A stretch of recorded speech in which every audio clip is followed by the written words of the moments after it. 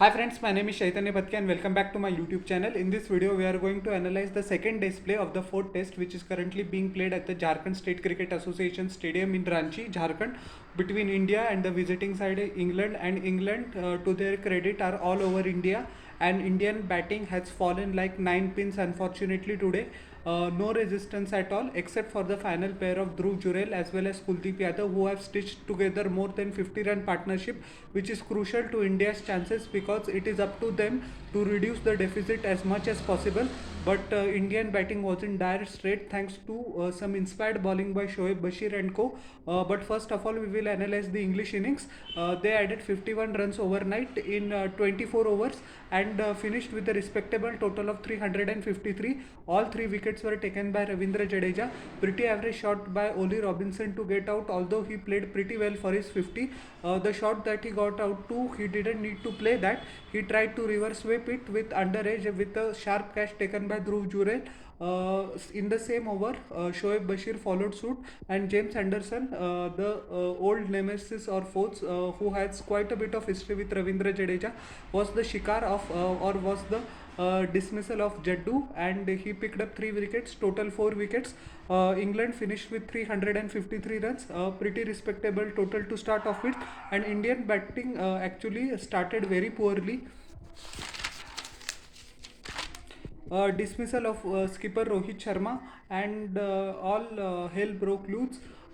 Outside the off stump, no foot movement at all. Excellent delivery, just short of a good length, which deviated after pitching, took the outside edge of the bat, and Rohit Sharma would be pretty disappointed. Many thought that he is back in form after he hit a magnificent century in the third test match after some pretty dour outing in the first 2 test matches. But alas, he couldn't contribute to the India's cause, and Indian captain would be pretty disappointed by the manner in which he was dismissed.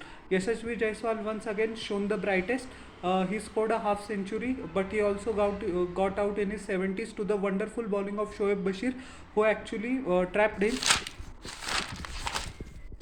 Who actually trapped him, and he was cleaned up. Jaiswal can do nothing with the delivery. It was an awesome delivery. In hindsight, he could have been a little bit patient, but we have to give credit to Shoaib Bashir as well. Shubman Gill also looked in excellent touch for whatever time he was at the crease. 38 of 65 deliveries, but he was plumb in front of a brilliant arm ball from Shoaib Bashir, who used his height as well as his brain. Pretty good delivery. Just went on straight with the arm, and Shubman Gill had absolutely no chance. The only thing Shubman could have done, that he could have been more proactive, or he could have used his feet, but we have to give due credit to the brilliance of Shoaib Bashir as well.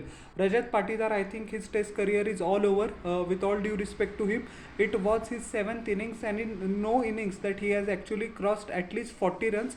Pretty shameful performance, that is the word to describe it. And as I said, the competition in the middle order in the Indian team is pretty what you can say, pretty harrowing, and pretty much very competitive. And Rajat Patidar, despite the fact of getting 7 consecutive chances on the trot, he is not showing any improvement. Then time to go. Tata bye bye Rajat Patidar. You can play IPL, you can play ODI cricket, but you are not cut it at the test level. So that are some harsh words, but he deserves it. He has not performed, and other promising batsmen who have put in yards day in day out in Ranji cricket should at least get a go. He was LBW on the bowling of Shoaib Bashir as well.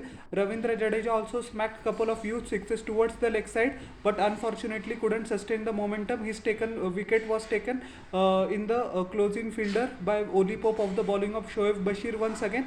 Sarfaraz Khan scored 14 of 53 deliveries, just a solitary boundary. Pretty ordinary innings, I would say, by his standards and the standard that he set himself at his test debut, so he would be pretty disappointing.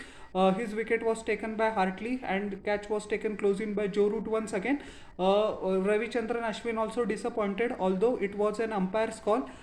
He got out for 1 of 13 deliveries. The pretty bad form with the ball as well as bat for Ravichandran Ashwin is proving to be a big headache for Team India, and he should contribute with the ball in the second innings of England. It is high time, and India needs him the most. He needs to deliver with the ball now that he is making no contributions with the bat.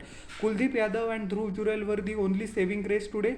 Kuldeep Yadav played immaculately well, got behind the line of the delivery, left the deliveries when they were needed to left. He smacked one boundary boundary as well, rotated the strike pretty well with Dhruv Jurel, and they both are last hope for Team India. Kuldeep Yadav is not out on 17 of 72 deliveries, and Dhruv Jurel once again showed his determination, grit and poise, and why he is the future of Team India.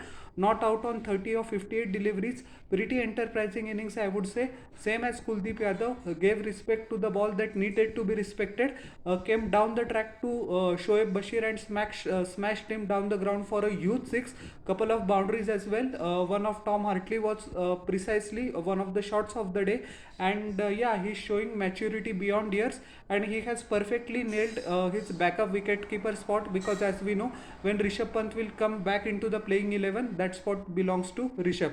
So hopefully at least he scores 60 to 75 runs, that India can be safe. India is 219 for 7 at the end of 73 overs. We still trail England by 134 runs, but thanks to the brilliant partnership and grit and determination of Kuldeep Yadav, that we have been able to reduce the deficit from 174 or 75 to 134. The need of the hour for both of them tomorrow is to first occupy the crease, don't be in any hurry, and whenever the scoring opportunity present itself, take full advantage of it and rotate the strike, which they did today. Dhruv Jurel also protected Kuldeep Yadav for 3 or 4 deliveries, but as and when the confidence of Kuldeep Yadav increased, he actually took singles as well, and yeah, that needs to be done. The primary target, as I said, would be to reduce the deficit as much we can. 134 runs deficit is there. At least the deficit should be around 75 till the time we get all out. If it is less than 75, then excellent job. Whatever runs this pair is going to add is going to be very crucial, and it will be very interesting to see if, unfortunately, if tomorrow Kuldeep Yadav gets first, only 2 wickets are left, what sort of tactics Dhruv Jurel will use.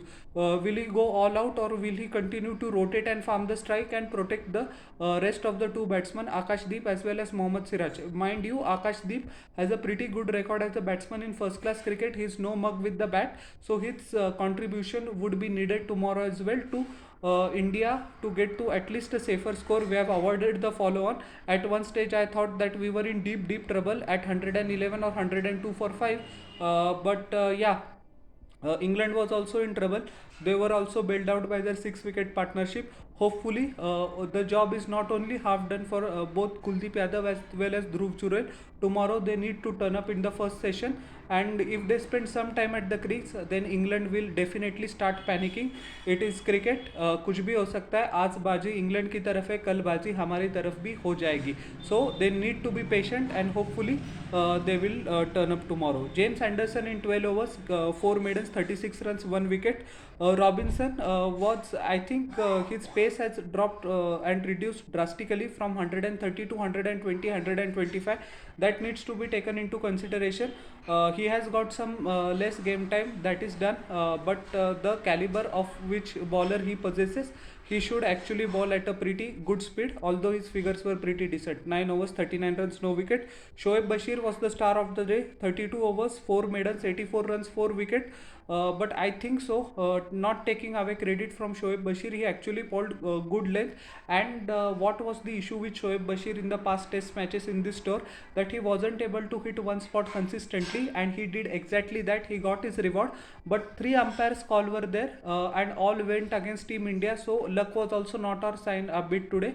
As I said, no, not taking credit away from Shoaib Bashir, he used his height pretty well. He gave revs to the ball. He used the crease pretty well as well, which excellent off spinners regularly do, and he bowled 31 overs on the trot, so that is a hell of an achievement in itself. Graham Swan actually bowled, I think, 31 or 32 overs against New Zealand in 2009 or 2010, maybe. So 12-13 years ago. So the confidence that the team management has in Shoaib Bashir is pretty much evident to see, and we don't have to forget that he got a professional county record in last year March only. So just 11 months ago he became a pro cricketer, and now he is living his dream. So from England's perspective, he should be able to get his 5-wicket haul, but from Indians' perspective, I would say that we would deny him or prolong his fit as long as possible so that we can score the requisite runs whatever the amount is. So how did you so tomorrow's morning is going to be very crucial for Team India. Not very important for England, mind you, they are already on the top, but they don't need to be complacent, because if you are complacent against India in India, that can bite you in the back pretty quickly. So lots to play for Team India, and hopefully tomorrow goes well. So how did you like my analysis of the third day's play?